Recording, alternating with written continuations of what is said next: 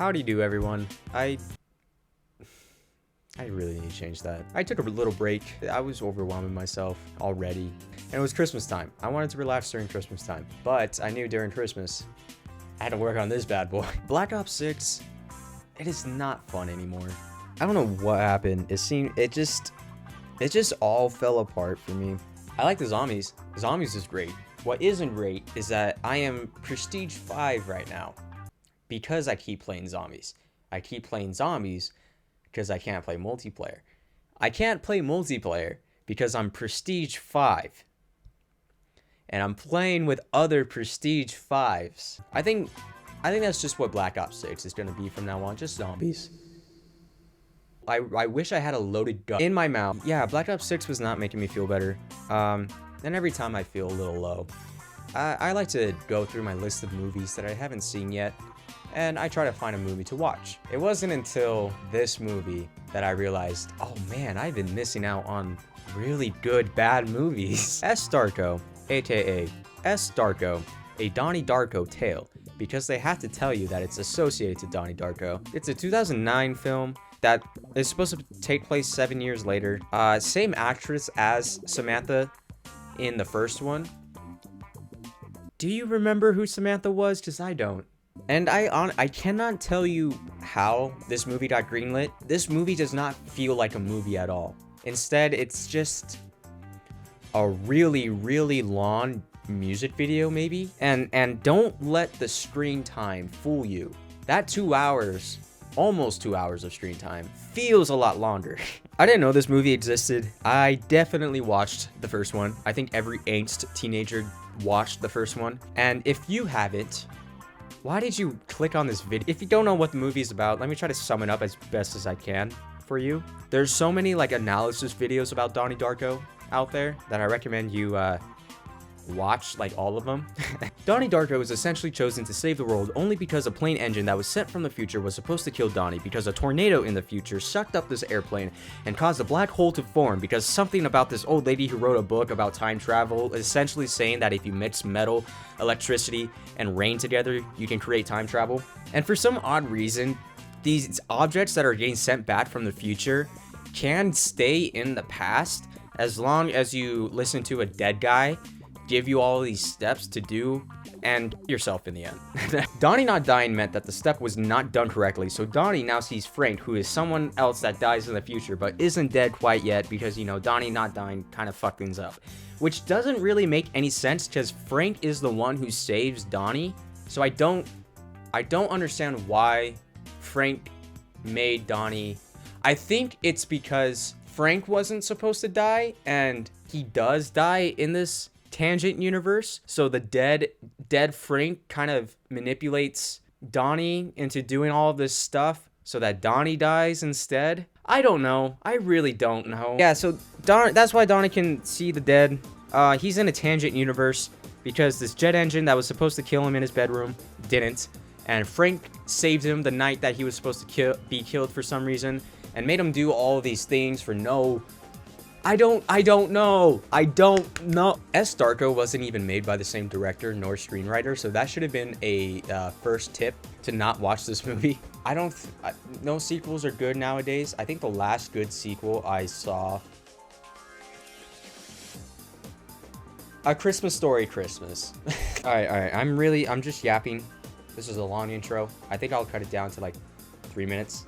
Let's just get right into the movie and have some fun. So the movie begins with an exposition. Let's read it. Middlesex, Virginia, 1988. Donnie Darko was killed when a jet engine fell from the sky and crushed him while he was sleeping. That did not happen. If you watch the director's cut, he didn't get crushed. He actually got impaled by a piece of wood. And the government never located the plane from which the engine fell, nor did they even admit the incident even occurred. But that was just the beginning of the tragedy and the mystery. Now, 7 years later, Donnie's youngest sister Samantha, seemingly alone and lost in the world, has run away from home, shattered by the death of her brother. Drowning in sadness and unable to dream, she has drifted deeper and deeper into the darkness of her sleep. And when darkness consumes the starlight, nightmares Rule the night. Oh my god. This shit was made for millennial bookworms, you know? This makes me want to tear off all of my clothes, turn into a werewolf, and start Halloween at night. Or smoke a cigarette while wearing a sun hat. No, was it a sun hat she was wearing? A fedora. It was a fedora. That makes it worse. So the first like 7 minutes of this movie is a good summary of what this movie is. So let me see if I can explain it in 2 times while the scene happens. And then we're kind of just like introduced / jump scared. Are we? Is this 2 times? Is this fucking 2 times? This is 2 times. I don't remember it being this slow. 2 minutes. 2 minutes has passed. So we see Sam sitting alone in the desert while like a compilation, while like pan shots of the desert starts playing. And then we get introduced to Corey, who is her Thelma, I guess, in this situation. So there's this new montage that just starts, and it's just them driving, doing goofy stuff, oh, we're free, we're 2 young free girls.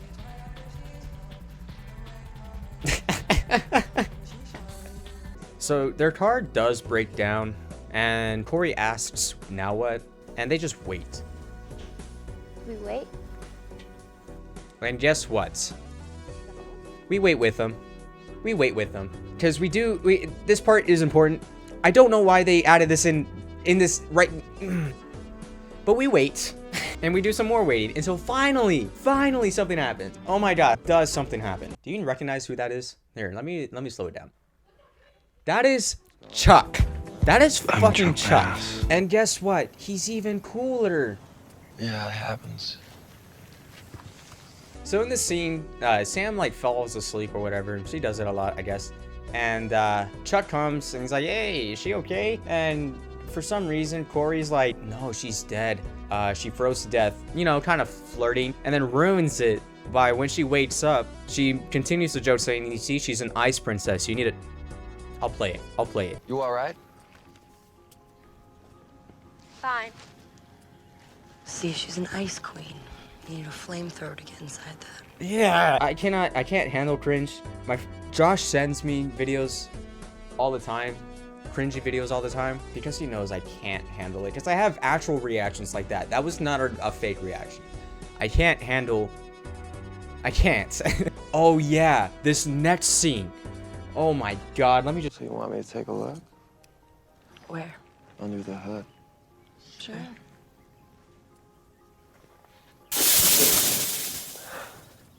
Well, you can't drive it. It just shows how well this movie's gonna be. So the car is broken down and they take it to Frank's Echo. God fucking damn, this is so on the nose. So we hear that the car is broken because it needs a new water pump, but the mechanic needs to order the new water pump and it will take a couple days to get here. And Chuck says that he'll work on the car so that they don't have to pay any money. And let's wait. I say let's wait instead of watch, because we're gonna have to wait a bit. I also hate how they made Chuck to be this really cliche. Have you ever seen Stand By Me? You know the actor River Phoenix in that movie? He had a pack of cigarettes rolled up in his sleeves. That's what Chuck's character is doing all the time. And it's so embarrassing to look at. It's not cool. He smolders still all the fucking time. I'm Chuck Bass. It's just like, please, get the fuck back in Gossip Girl. And go find out that your dad is still alive in a brothel. So Chuck takes them back to the motel, and Sam, being the only smart one, she's like, okay, you're free to leave now. We kind of don't need you. And Corey gets mad at that. What's wrong with you? Nothing. Can't you even pretend to be happy? It doesn't, like... What happened to that little boy? Well, he went missing. Not the first around here neither. Kids, they do the darndest thing. So they go inside the motel, and, sorry. So they go inside the motel, they rent a room, night falls. Very slowly. And Sam starts to sleepwalk like Donnie. And she, like, grabs this feather out of this TV, which I don't understand why yet. And so she's dead. She has this ability like Frank, where she talks to Iraq Jack, and she straight up tells him, Are you ready to die? are you ready to die? And he sees the meteorite that does play a big role later on. He sees the meteorite coming towards him. Again, maybe it's because it's like the dead manipulating the living, right? She died in this tangent universe that when she wasn't supposed to, and now she's gonna try to live. All this could have been prevented if she didn't talk to him. They go inside this tangent universe where he escapes. He doesn't get killed. And now he has duties to fulfill. Pause, let's pause here. Big problem. Remember when I summed up Donnie Darko and told you that the artifact... Remember when I summed up Donnie Darko and I told you that the artifact in this movie was the plane engine? I don't think I said the artifact, but the plane engine is called an artifact because it's not from this universe. Anyway, they don't explain where this meteor came from. They don't explain anything really about the meteor. They explain that this is an artifact, but they never explain how it entered. Maybe they did. I don't know. Let's just watch. So the cop finds her on the city bench, and he's like, yo, can't really be dressing like that. There's a pervert loose in town. Goes by Iraq Jack, but that ain't his real name. Can't be dressing like that.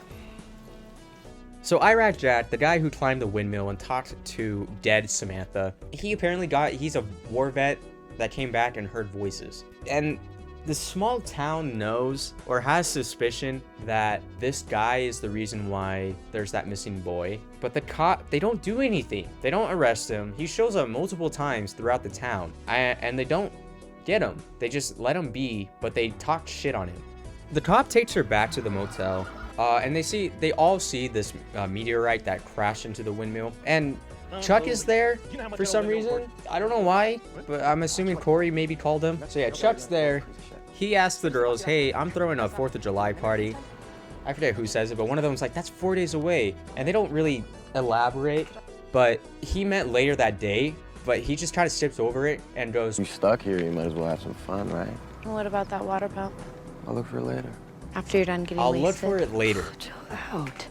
You can't offer to fucking fix the car and then put off fixing the car just so that the girls that you seem interested in stay later. It's weird. That's weird. So in the next scene, we see Corey and Sam sharing a milkshake in a diner. And we see these men in black in the background. Being lost. They don't really talk about them again. I kid you not. They will show them again in a background, very obviously, spying on Sam. It just doesn't make sense, and they don't resolve it. I don't get it. So we're now introduced to Trudy. God. Take it easy, Trudy. Jesus loves you, Agatha. Have a good one. That scene happens. That's really funny. Yeah, so Agatha kind of spots Iraq Jack just digging in the trash. And this is when I was talking about how they will legit talk shit on them, like harsh shit on them, but won't call the I fucking was cops. thinking we chop off his balls and stone him. Light him on fire if gas wasn't so expensive. You girls stay away from him, okay? It doesn't make sense. Yeah, so anyway, And let me know if you need anything. as we progress through the diner scene, we see a familiar face. Oh my fucking god, it's Jasper. It's a pleasure to meet you. And guess what? He's like the only sorry, I like recognized kind of you. nice I saw one, you not by weirdo, myself. just awkward. Pretty much. And Corey's just an I just made a an deal to buy asshole it in for this scene. $600. They're mostly composed of iron and nickel. You see, I get it, Sam. I'm Jeremy. I get it. Anyway, this is the scene I wanted to show you. I'm Jeremy. Are you a gay? What? Isn't Jeremy a gay name? Enjoy your soda, sweetheart. Thank you.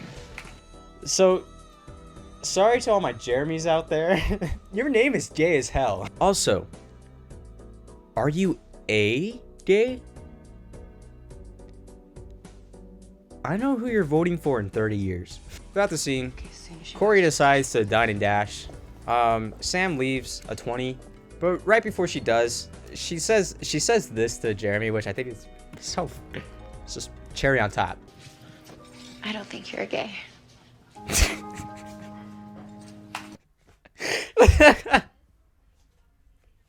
It's oh my god, it's the fucking giggling and running off. So in this next scene, I totally missed it because they kind of do this all the time where they put important dialogue over scenes that look like just not that important. But they're on the road trying to get to California because Corey's dad owns a club, and Corey thinks that their dad is gonna give them jobs at the club, and that's basically why they're on the road right now. But then the conversation ends like this. Ever tag team a 40-year-old? I can't. Whoever wrote this movie, I guarantee he has one too many fanfics out there. So yeah, we're introduced to Father John, and guess what? He's creepy. And he does get creepier later on. This scene really doesn't matter. We just get the vibe that is weird, but I didn't want to include this part. What's it like to never be able to have sex? Excuse me? Do you just have blue balls all the time, or?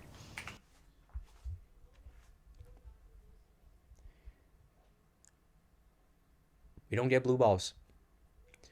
Blue balls is not a thing. Sure, there can be discomfort. It goes away. It's not like, oh dude, but it's already loaded. Also, this sun, it is golden hour right now for me. You make up your own mind. Read these words. Pause. This next scene, it seems like Jack and Chuck know each other, which again, if he's a danger, why do you not call the cops? So during that scene, Chuck's like talking to Jack almost in like a sympathetic way, but he straight up admits like he's killed the babies, blown them up, pretty much. Fucking Chuck's response is, man, if you stop talking like that, stop dressing like that, people won't call you crazy. So in the scene, he talks like someone is making him do it, and he says the princess, She saved me. Sam, She can do anything. and she's saying that he can save anybody, even Billy, the missing boy. Don't believe in milk carton. And he just right now said, don't believe the milk carton. He's dead, you know. I think he alluded that he might have killed him. The next scene coming up, I need to play regularly because the next scene is the fucking party scene. I've had to rewind this scene so many times. It does not make sense at all. Great fucking soundtracks though. Great music choices. They had Cocteau Twins playing at the end. They had another Cocteau Twins song playing at the end. So Jasper shows up. I can fast forward this. So Jasper shows up and runs into Sam. Sam picks up the glasses, being nice and all. And Jasper wanted to be nice too, tried to flirt with her. He doesn't come to these parties, as he says right here, because he just wanted to talk to Sam. Maybe. Hey, you might want to check on your friend. For some reason, Chuck cockblocks Jasper for no, I don't know why. Because he goes, hey, you might want to check up on your friend, and oh no, she's smoking pot. I gotta remember this is 2009. Times were way different back then. She's moody, no reason. Corey's like, hey, you should come down to California to check out the club that we're gonna work at. You know, I can't say I haven't thought about it. They're just having a conversation. Then all of a sudden, this fucking happens with no explanation. Like, she just pushes Sam into the pool for no reason. And I'm just gonna talk for a bit. Let this scene play. I had a really hard time figuring out how this movie was made. All of these shots, all of the acting, the story it doesn't even make sense. And it sucks, because this is a sequel. It does kind of tie into the first one, only a little bit. And here we go. Oh wait, no, we got like 10 more seconds. This didn't make sense. That whole scene. Maybe to show like, oh, she's sad. She wanted to die right there. I don't know. I think the deleted scenes showed that like this was Chuck and Sam's moment to flirt with each other. Sam sees the photos of his little brother, Chuck's little brother, and asks like, oh, where is he? And I just need to play this scene, really. He's dead. Probably.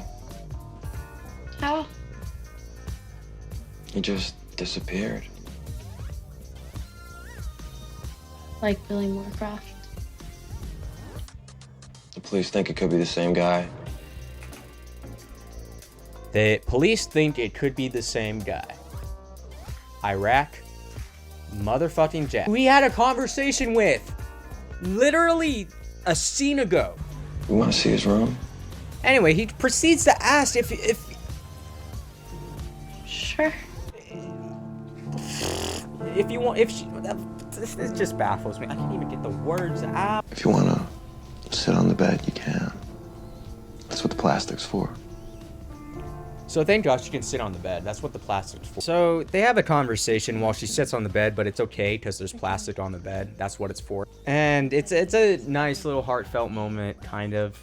They tried. But then Chuck, for some reason, just makes a comment about Corey. And then Sam gets upset, reasonably. Let me skip forward. She giving out a few freebies along the way. Well, this place is giving me the creeps. I didn't mean it like that. I'm Chuck. Yeah, he says something harsh, and she's like, dude, where's your bathroom? I need to get out of here. And for some reason, she's sitting outside when this happens, awake. But the feather fucking drops right in front of her. I don't get this fucking feather. So Sam turns into Frank and meets up with Jack and tells him he's got more stuff to do. So yeah, his task now is to burn down this church. So morning comes, and the small town cop is there, giving the fucking obvious. Must have melted from the heat. John's like, a simple fire wouldn't have done this. And this is my reaction. Something evil. Here we go. And if you pay attention here, this is like I guess a twist, but like shown very early in the movie. Justin Sparrow. If you paid attention to that name, and if you paid attention to the dialogue, the cop says that Iraq Jack's real name is not Jack. And we learn it's Justin Sparrow. Now, who had a last name also named Sparrow? That old crazy lady who wrote the time traveling book in Donnie Darko. They're just related. That's all. He's the grandson. I guess maybe that's why he sees the visions. So Sam goes to the bank to try to get some money, and she sees Trudy bawling her eyes out. She tells her that the church burned down, and she knows that it's arson Call it a because feeling. I have a personal relationship with Jesus Christ. Amen. So because of this sparks Sam's interest a bit, and she's like, "Oh, so what's Jesus like?" What's he like? He's big and strong. Tan. Lots of muscles. He's awesome. Dude, you're talking about. He chose This is a me. sin to talk about him in this way, Tomatoes, is it not? tomatoes. And she runs into Jasper again somehow, and now she's just not interested in Jasper, which I get. She's getting flirted with by like everybody, but I was really hoping like something would work out with these two. But then she's saved by a woman. But yeah, another weird montage fucking happens. Yeah, so you can see the men in black in the background again, but I think that's like the second and only time you see him. It shows Chuck is driving with Corey and friends from the party last night. It shows him building a metal Frank mask. The main important thing about this scene, seeing Chuck and Corey and what they're up to now. Chuck finds Sam on the side of the highway and is like, "Oh, you should have stayed longer." And Sam's like, "No, I want to get out of here, obviously." Because we're having fun. Corey's just straight up being a bitch in this moment. Like, I think it's fine for me to say that. Because in this moment, Chuck has the pump. Just hasn't fixed it yet. Because Corey finishes Chuck's sentence and goes, "Because we're having fun." Sam's like, "Well, maybe I do have better things to do." What? Like, try to off yourself again?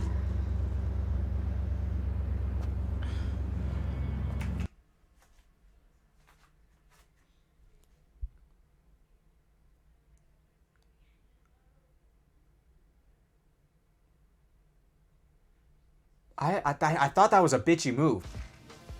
The only time people... Oh, yeah, she has visions of this little boy. The missing boy! Because the boy's dead now. Get out. Fuck out. Shut the fuck up.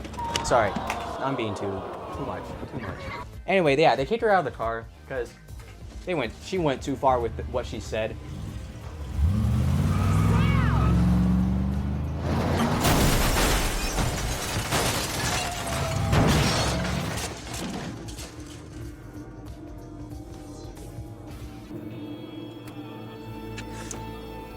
Let me just fast forward this scene.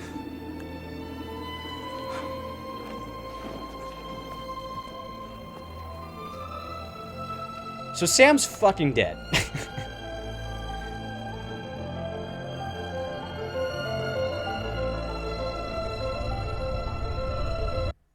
So there's an hour left of this movie. And you're gonna hate me. I'm gonna stop here. Because I kid you not, the next hour of this movie feels like a separate movie. The only reason why I'm stopping here is because I need to pump out a video fast. And I want to do it on New Year's Day. The script is...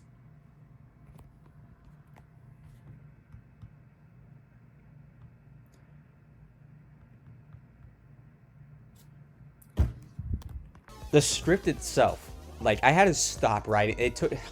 I had to stop writing the script after like watching 20 minutes of the movie because it was just too much. Thank you guys once again for the support. I really appreciate it. Thank you, Brian, for your support. But it does help with being able to put out these videos. Seeing the thumbs up on our videos, seeing the view count go up, it lets me know that I'm doing something right. And I hope with this video, this will grab some attention of others. So I'm gonna start editing like crazy now, and yeah.